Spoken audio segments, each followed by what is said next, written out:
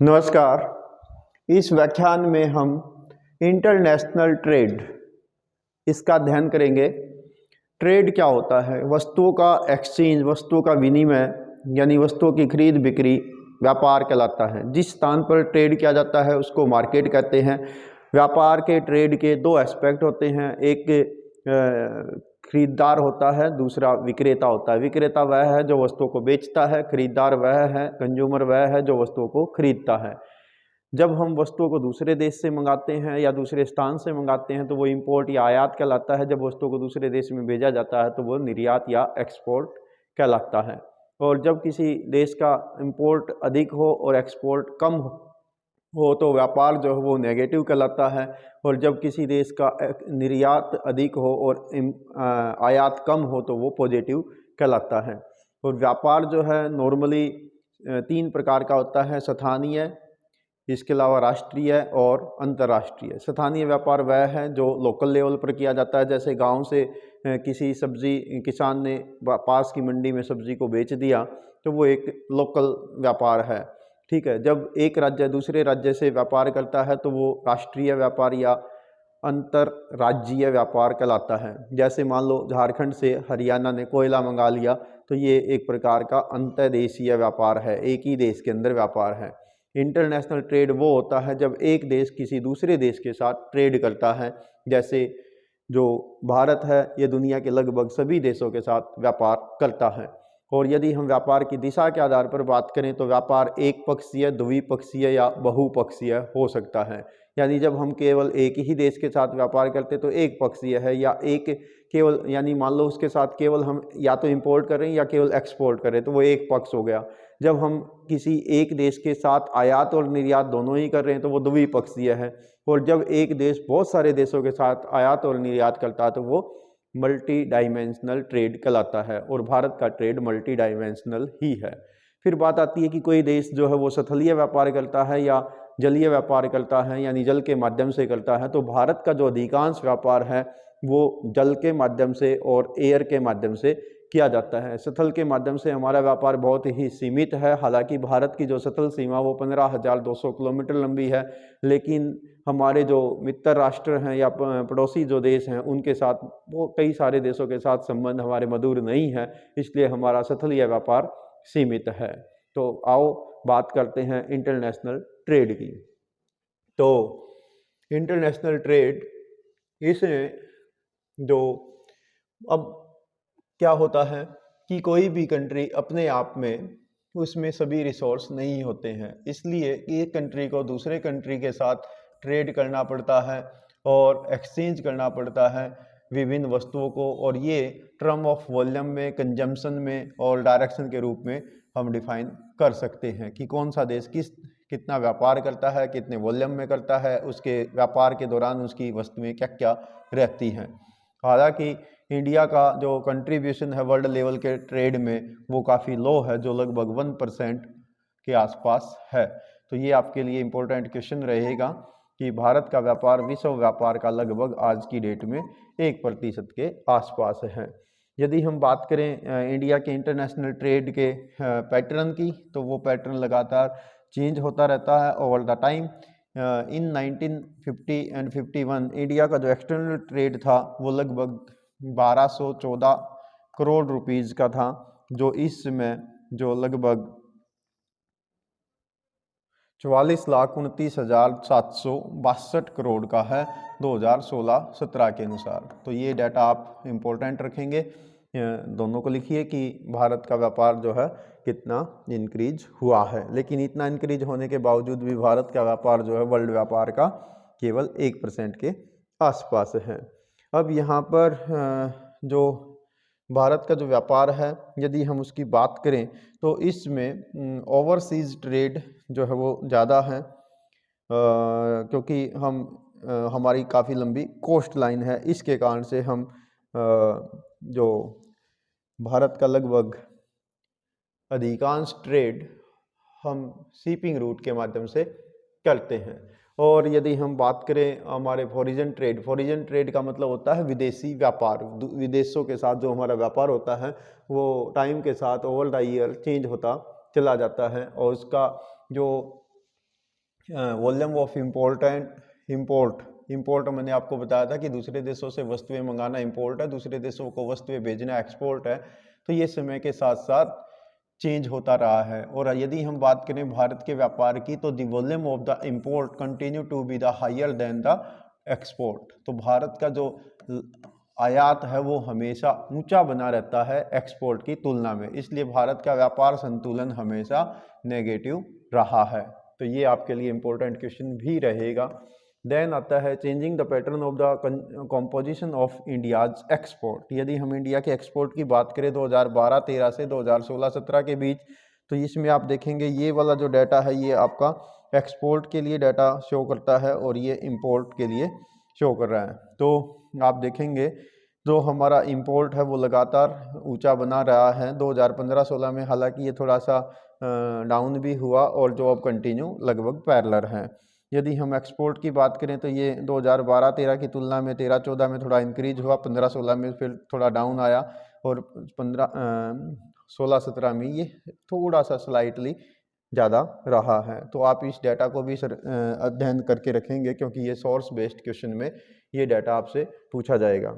इसी प्रकार से यदि आप इनको आंकड़ों के रूप में देखें तो आप यहाँ से भी देख सकते हैं, जैसे कि 2004-05 में या 9-10 में या 13-14 में और 16-17 में हमारा एक्सपोर्ट कितना था, इंपोर्ट कितना रहा और उसका ट्रेड बैलेंस क्या है। आप देखेंगे लगातार ये नेगेटिव में बना हुआ है। तो कुल मिला के हमारा जो ट्रेड बैलेंस है वो ऋणात्मक है। देन इसी प्रकार से आप बात करिए कि भारत किन किन वस्तुओं का एक्सपोर्ट करता है, वो कमोडिटीज़ कौन सी हैं। तो वो कमोडिटीज़ हैं जैसे एग्रीकल्चर या अलाइड प्रोडक्ट। अलाइड प्रोडक्ट का मतलब होता है जो एग्रीकल्चर से ही संबंधित हैं कहीं ना कहीं।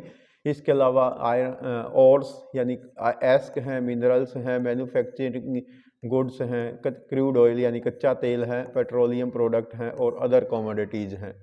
ये कहीं ना कहीं यदि हम इनके एक्सपोर्ट की बात करें तो इंडिया थोड़ा बहुत इनका एक्सपोर्ट भी करता है, जिनकी जो वेरिएबल्स हैं वो इस प्रकार से हैं जो आप यहाँ पर स्टडी कर सकते हैं। अब बात करते हैं कि इंडिया का जो इंटरनेशनल ट्रेड है उसमें टाइम के साथ साथ क्या क्या चेंज हुए हैं। तो यदि हम ओवर द टाइम की बात करें तो भारत के जो एग्रीकल्चरल और अलाइड प्रोडक्ट हैं वो डिक्लाइन हुए हैं समय के साथ साथ। पेट्रोलियम जो है और क्रूड ऑयल है इनकी कमोडिटी इंक्रीज हुई है, तो ये आप लिखेंगे। और इसी प्रकार से जो हमारे जो और या मिनरल्स हैं या एस्क हैं या मैन्युफैक्चरिंग गुड्स हैं ये लगातार कांस्टेंट बने हुए हैं 2009-10 टू 2010-11 एंड 15-16 टू 16-17 में। और यदि हम ट्रेडिशनल आइटम्स की बात करें तो वो उनमें थोड़ा डिक्लाइन हुआ है। क्यों? क्योंकि इंटरनेशनल कंपटीशन बहुत ज़्यादा है। एग्रीकल्चर प्रोडक्ट जो हैं वो भी थोड़े से डिक्लाइन हुए हैं, उनका एक्सपोर्ट पहले की तुलना में कम हुआ है, जैसे कॉफ़ी है, चीकू है, इसके आलदा ये थोड़े से कम हुए हैं। यस, इसमें आप एक बात और बता सकते हैं कि हालांकि हमारा जो फ्लोरिकल्चर है, फ्लोरिकल्चर यानी पुष्पोत्पादन है, फ्रेश फ्रूट्स हैं या मेरियन प्रोडक्ट हैं यानी समुद्रों से मिलने वाले उत्पाद हैं और शुगर है, ये थोड़ी सी इंक्रीज हुई है, इनमें इंक्रीमेंट हुआ है। और जो एग्रीकल्चर जो ट्रेडिशनल प्रोडक्ट हैं उनमें डिक्लाइन हुआ है। तो ये आप बताएंगे। इसके अलावा यदि हम बात करें इंडिया के जो टोटल मैन्युफैक्चरिंग सेक्टर की, तो उसमें से लगभग 73.6% जो इंडिया का टोटल वॉल्यूम ऑफ एक्सपोर्ट है उसमें मैन्युफैक्चरिंग का रोल रहा है। इंजीनियरिंग गुड्स जो है इसमें महत्वपूर्ण भूमिका निभा रहे हैं, खासकर जो हमारा एक्सपोर्ट किया जा रहा है उसमें। इसके अलावा चाइना और जो अदर एशियन कंट्री हैं वो हमारे मेजर कॉम्पिटिटर हैं, जिनके साथ हमें काफ़ी कंपटीशन करना पड़ रहा है इंटरनेशनल मार्केट में। और जेम्स और ज्वेलरी यानी मोती और आभूषण, इनमें जो है भारत का फॉरेन ट्रेड में काफ़ी बड़ा शेयर है। तो ये आपके लिए शॉर्ट आंसर टाइप्स क्वेश्चन भी रहेगा। इसी प्रकार से यदि हम इंडिया के इंपोर्ट के जो चेंजेज हैं उनकी बात करें तो समय के साथ साथ इंडिया का जो इंपोर्ट है उसके वेरिएबल्स भी चेंज हुए हैं। जैसे जो इंडिया है उसमें पहले जब हम आज़ाद हुए ब्रिटिश कॉलोनाइजेशन से। तो यहाँ पर फूड सिक्योरिटी मेजर प्रॉब्लम थी 1950s में एंड 60s में। समय के साथ साथ यहाँ पर एग्रीकल्चर इम्प्रूव हुआ। 1966 और 67 में ग्रीन रेवोल्यूशन आया, तो उससे हमारे यहाँ पर जो फूड ग्रेन का प्रोडक्शन है वो इंक्रीज हुआ। उसके कारण से अब हमारा जो फूड ग्रेन है, कैपिटल ग्रेन गुड्स है, या मशीनरी है, या अदर इक्विपमेंट है, यानी बाकी के जो सामान है, उन सब में समय के साथ साथ थोड़ा बहुत चेंजेस आया है। और यदि हम बात करें जो हमारा 1970s है, उसके बाद फूड ग्रेन का इंपोर्ट जो है वो डिसकंटिन्यू हुआ, क्योंकि ग्रीन रेवोल्यूशन के कारण से हमें काफ़ी जो फूड ग्रेन्स हैं या कीरल्स हैं, राइस है, जैसे राइस है, व्हीट है, इनका प्रोडक्शन भारत में बढ़ा, तो ये हमें पहले की बजाय अब कम मंगाने की ज़रूरत है। हालांकि बीच में कुछ एनर्जी क्राइसिस भी रही 1973 के आसपास, इसलिए हमें पेट्रोलियम को विदेशों से मंगाना पड़ा, जो कंटिन्यू अभी भी इंपोर्ट का एक महत्वपूर्ण हिस्सा है। और हमारे जो ज़्यादातर हम जो माल विदेशों से मंगवाते हैं, तो उसका अधिकांश हिस्सा आज भी पेट्रोलियम से संबंधित प्रोडक्ट ही हैं। ठीक है। और हालांकि सरकार अब इसमें जो इको एनर्जी है, यानी ग्रीन एनर्जी है, उसके ऊपर बात कर रहे हैं कि हम बैटरी से चलने वाली जो गाड़ियां हैं उनको इम्प्रूव करें। ठीक है। हालांकि समय के साथ साथ जो फूड ग्रेन है उसका इंपोर्ट कम हुआ और ये रिप्लेस हो गया फर्टिलाइज़र से। अब हम विदेशों से फर्टिलाइजर्स मंगा रहे हैं, पेट्रोलियम आज भी कंटिन्यू हम मंगा रहे हैं, मशीनें मंगा रहे हैं, इक्विपमेंट मंगा रहे हैं, विशेष प्रकार का स्टील मंगा रहे हैं, एडिबल ऑयल यानी खाद्य तेल, केमिकल्स, ये सब आज भी इंडिया की जो इंपोर्ट बास्केट है उसके हिस्से हैं, यानी भारत के जो इंपोर्ट किए जाने वाले वेरिएबल्स हैं उनका ये मुख्य पार्ट हैं। और यदि हम बात करें तो भारत में पिछले कुछ दशकों में पेट्रोलियम के इंपोर्ट में काफ़ी प्रोडक्ट्स इम्प्रूवमेंट हुआ है। और ये केवल एक फ्यूल के रूप में ही नहीं, बल्कि जो इंडस्ट्रियल रॉ मटेरियल है उसके रूप में भी पेट्रोलियम का यूज किया जाता है, क्योंकि पेट्रोलियम को जब हम रिफाइन करते हैं तो बहुत सारे प्रोडक्ट जो हैं इसके बाई प्रोडक्ट के रूप में बनते हैं। तो इस प्रकार से जो इंडस्ट्रियलाइजेशन इंडिया में हुआ, तो उसके कारण से भी पेट्रोलियम की काफ़ी जो है डिमांड बनी हुई है, जिसको हम इंटरनेशनल मार्केट से कवर करते हैं। इसी प्रकार से यदि हम बात करें तो नॉन इलेक्ट्रॉनिक्स मशीनरी है, ट्रांसपोर्ट के सामान हैं, तो उनको भी हम विदेशों से मंगाते रहे हैं। हालांकि समय के साथ साथ ऐसा भी हुआ है कि अब हम विदेशों को भी एक्सपोर्ट कर रहे हैं। जैसे दिल्ली मेट्रो जो है, कभी ये साउथ कोरिया से हमने वैगन्स या कोच मंगाए थे, लेकिन आज हम खुद ऑस्ट्रेलिया को इंडिया से मेट्रो कोचेज़ की सप्लाई कर रहे हैं। इसी प्रकार से समय के साथ साथ काफ़ी कुछ इम्प्रूवमेंट भी हुआ है, बट अभी भी जो हमारा इंपोर्ट्स के गुड्स हैं उसमें फूड है या अलाइड प्रोडक्ट हैं, उनमें थोड़ा सा डिक्लाइन तो हुआ है, लेकिन हम एडिबल ऑयल आज भी विदेशों से मंगवाते हैं। इसी प्रकार से जो कीरल्स यानी मोती मंगाते हैं, सेमी प्रीशियस स्टोन हम विदेशों से मंगाते हैं, गोल्ड है, सिल्वर है, इसके अलावा मेटलीफॉरस ऑर्स या मेटल स्क्रैप, इनको भी हम विदेशों से मंगाते हैं। Non ferrous metal, electronics goods, ये आज भी हमारे जो इंपोर्ट ट्रेड है उसका हिस्सा रहे हैं। हम विदेशों से जैसे कच्चा हीरा मंगाते हैं और उसको एक आभूषण ज्वेलरी के रूप में बनाकर वापिस विदेशों को एक्सपोर्ट कर देते हैं। तो आप ऐसा भी बता सकते हैं कि ये कमोडिटीज़ रही हैं जो समय के साथ साथ थोड़ी बहुत इनमें चेंजेस आते रहे हैं। तो ये आप इंपोर्ट एंड एक्सपोर्ट के बारे में तैयार कर लेंगे। कुछ आप यहाँ इस टेबल से भी देख सकते हैं कि किस प्रकार से जो हमारे इंपोर्ट ट्रेड रहा है उसमें कौन सा वेरिएबल ज़्यादा महत्वपूर्ण भूमिका निभाता है। कुछ आइटम आप यहाँ से भी लिख सकते हैं, जैसे पेपर बोर्ड मैन्युफैक्चरिंग है, न्यूज़ प्रिंट्स हैं।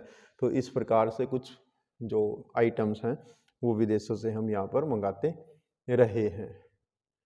देन आता है डायरेक्शन ऑफ द ट्रेड।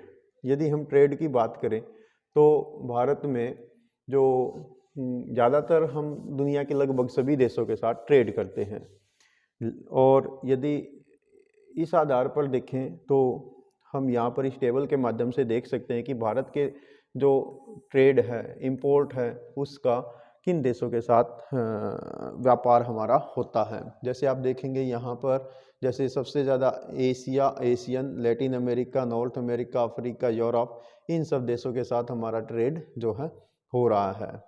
ठीक है। यदि हम बात करें इंडिया के इंटरनेशनल ट्रेड की, कि वो नेक्स्ट 5 ईयर में लगभग डबल होने की उसकी संभावना है। और इसी प्रकार से भारत में कुछ पॉलिसीज भी अपनाई गई जिनके कारण से इंटरनेशनल ट्रेड पर काफ़ी इफेक्ट पड़ा। जैसे एक है लिबरलाइजेशन यानी उदारीकरण, then reduction in the import duty, यानी उसके द्वारा जब उदारीकरण किया गया, लिबरलाइजेशन किया गया, ये बात है 1991 की। ठीक है, 1991 में ये सब न्यू जो पॉलिसीज़ हैं भारत में, न्यू इकोनॉमिक पॉलिसीज अडॉप्ट की गई थी, उसके तहत ये सब अपनाया गया। इसके कारण से डी लाइसेंसिंग एक पद्धति है, यानी बहुत ज़्यादा लाइसेंस की फॉर्मेलिटीज होती थी उनको थोड़ा सा रिड्यूस कर दिया गया। Change form of the process of the product pattern, तो ये हमने बदल दिया कि जो प्रोसेस रहेगी प्रोडक्ट की, उनका पैटर्न हमने थोड़ा सा ईजी कर दिया, जिसके कारण से हमारा इंटरनेशनल ट्रेड जो है वो पहले की तुलना में थोड़ा सा इंक्रीज हुआ। तो ये सब आप इसमें बता सकते हैं। इसी प्रकार से जो फॉरेन ट्रेड है उसमें एक इम्पोर्टेंट बात ये है कि भारत का अधिकांश व्यापार सी के द्वारा या एयर रूट के द्वारा होता है। ठीक है, तो भारत का ये कि आप 90 to 95% जो ट्रेड है वो शिप के माध्यम से यानी पोर्ट्स के माध्यम से या एयर रूट के माध्यम से होता है। बहुत ही थोड़ा पोर्शन जो है हमारे इंटरनेशनल ट्रेड का जो लैंड रूट के माध्यम से नेबरिंग कंट्रीज के साथ होता है। नेबरिंग कंट्रीज में भी नेपाल है, भूटान है, बांग्लादेश है। हालांकि हम पाकिस्तान के साथ भी ट्रेड करते हैं। जैसे पाकिस्तान को भारत से कॉटन जाता है, पाकिस्तान से बहुत सारा सेंधा नमक भारत में आता है। जैसे आपने गदर ए लव स्टोरी फिल्म भी देखी होगी, उसमें भी इस प्रकार की बातें आपको सुनने में आ जाएंगी।